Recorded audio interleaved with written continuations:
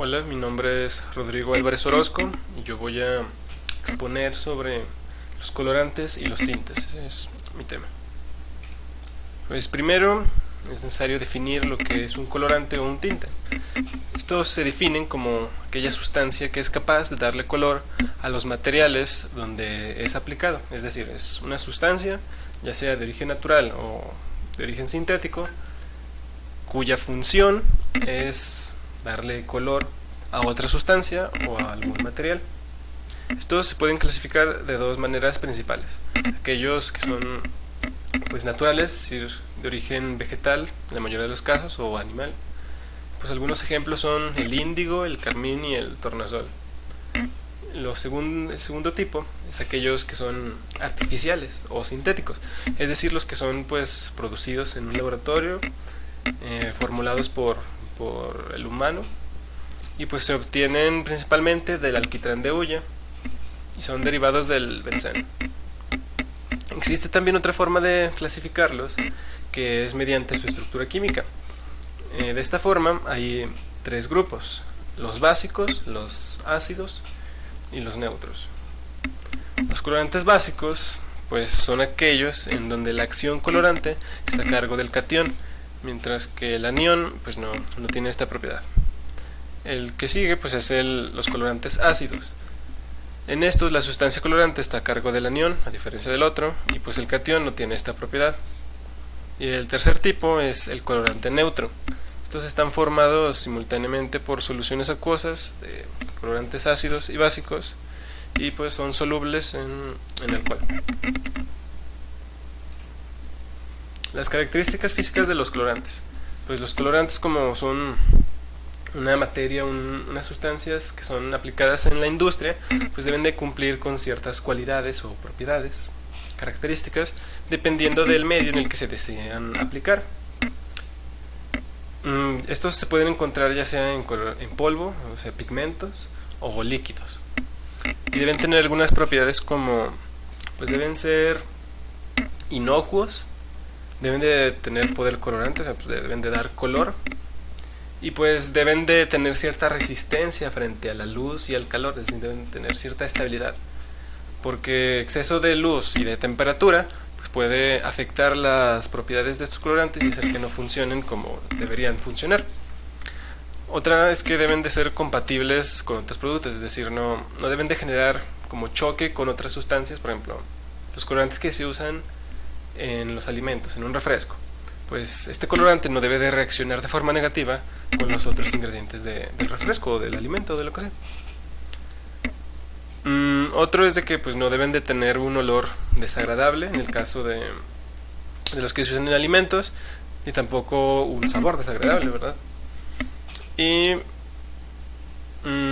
pueden usarse de forma soluble, de forma insoluble, o absorbidos sobre hidróxido de aluminio. Pues los colorantes sintéticos pues son creados en laboratorio, son formulados mediante reacciones químicas y demás. Pues los métodos de síntesis principales son la diazotación y la reacción de sustitución electrofílica. Aunque también pues están los colorantes de origen natural o vegetales. Estos pues se obtienen principalmente de plantas o de frutos, como se ven en la imagen de, por ejemplo, los colorantes a base de clorofilas, pues se obtienen de plantas, y pues el color que dan al utilizarlos pues es el verde. Los usos industriales de los colorantes.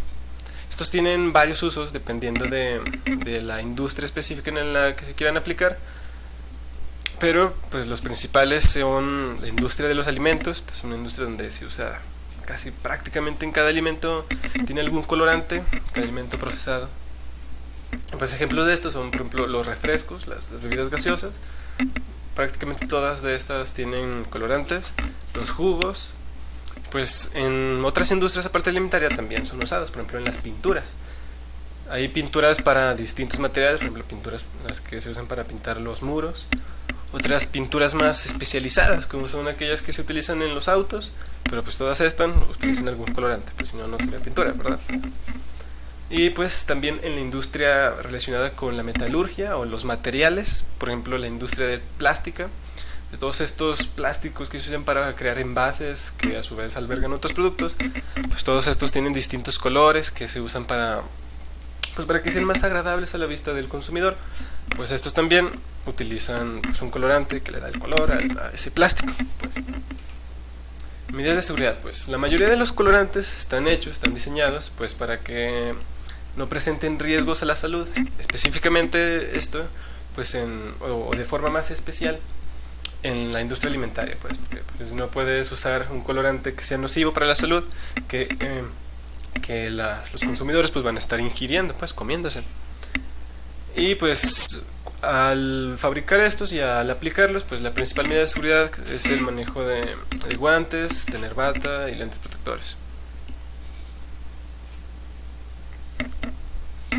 Y pues la industria química ha desarrollado una amplia gama de colorantes, como ya había dicho, dependiendo de dónde se quieran utilizar. O sea, no son los mismos colorantes, por ejemplo, el mismo colorante rojo que se utiliza, no sé, al hacer una pintura para metales, que la que se usa para pintar gomitas de Panda. Y pues para nombrar todos estos colorantes se utiliza una nomenclatura que consta de un código numérico, pues tienen un nombre, y todo esto se encuentra pues en un índice de colores. Y pues, los colorantes están clasificados en diferentes volúmenes por su aplicación, es por lo que se usan, su estructura química y pues su nombre comercial. Y otra cosa pues son los colorantes azoicos. Los colorantes azoicos son colorantes sintéticos y son los más ampliamente utilizados. Esto debido a sus propiedades especiales. Estos colorantes son más estables que los demás, son más resistentes al calor, a la luz y al oxígeno. De hecho, estos precisamente se utilizan de forma más especial en la industria textil, es decir, estos son los colorantes que se utilizan al teñir la ropa, porque obviamente si tú compras una prenda, una playera o lo que sea, pues lo que tú quieres es que el color que tenga pues no se vaya con la primera lavada o con el sol o así. Entonces estos son los colorantes más resistentes, más estables, y pues a su vez son aquellos que más contaminan al agua residuales y así. Y pues los colorantes azoicos pues se llaman así porque tienen un enlace de tipo azo en la molécula que los une. Un ejemplo de estos colorantes es el azul de metileno, también llamado cloruro de metiltionina. Pues es un compuesto químico heterocíclico aromático, y pues este azul pues se llama azul de metileno. Otros ejemplos es aquella colorante conocido como tatracina. Este colorante es ampliamente utilizado en la industria alimenticia, yo diría que es de los más utilizados en los alimentos. Su código es el E102. Pues este colorante proporciona un color amarillento. Es utilizado en refrescos, en galletas, en muchos alimentos. Está presente prácticamente donde quiera, en muchos alimentos. Y este pues es un colorante sintético. Un ejemplo, pero ahora de los colorantes naturales, son las clorofitas o clorofilas. Su código es el código E102. Bueno, ahí me equivoqué, era otro. El E140. Este es un colorante natural, como ya dije, y se obtiene de las plantas. Y pues ahora, ya para terminar, pues voy a explicar un poco sobre pues por qué existen estas sustancias, estos colorantes, por qué es necesario, por qué se producen. Pues bueno, la principal necesidad es porque pues los productos necesitan ser atractivos a la vista. O sea, es un principio de la mercadotecnia y en general de la economía, que para que tú vendas un producto, este tiene que ser agradable a la vista del consumidor. Pues qué mejor forma de hacer los colores. O sea, no sería igual de vistoso, de bonito ver un montón de gomitas grises o todas de un solo color, a verlas pues un azul, amarilla.